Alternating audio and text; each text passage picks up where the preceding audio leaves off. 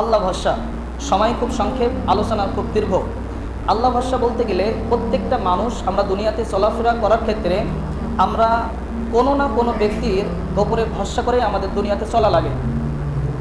যেমন একজন পিতা তার সন্তানের ওপরে, একজন সন্তান তার পিতার ওপরে, একজন স্বামী তার স্ত্রীর ওপরে, একজন স্ত্রী তার স্বামীর ওপরে, একজন কর্মীয় দলীয় নেতা সে চলে একজন সংগঠনের পরে, একজন নেতা চলে একজন সংগঠনের পরে।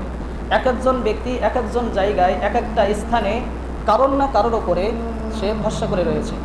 এবং আপনার মাঝ থেকে এই ভরসা একদিন নির্ভরসা হতে পারে যদি এই ব্যক্তিরা আপনাকে ফাঁকি দেয়। কিন্তু আমরা সকলেই হচ্ছে আল্লাহর সৃষ্টি, কিন্তু আমরা ভরসা করি একে অপরকে আল্লাহকে বাদ দিয়ে।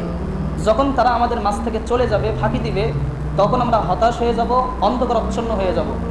যদি আমরা আল্লাহকে ভরসা করতে পারি, আল্লাহর উপর আস্থা করতে পারি, তো সারা পৃথিবীর মানুষ যদি আমাদের ক্ষতি চায় আর আল্লাহ যদি ক্ষতি না চায়, কখনো আমাদের ক্ষতি আসবে না। আর সারা পৃথিবীর মানুষ যদি আমাদের সফলতা চায় আর আল্লাহ যদি সফলতা না চান, তাহলে কখনো সফলতা আশা করা যায় না।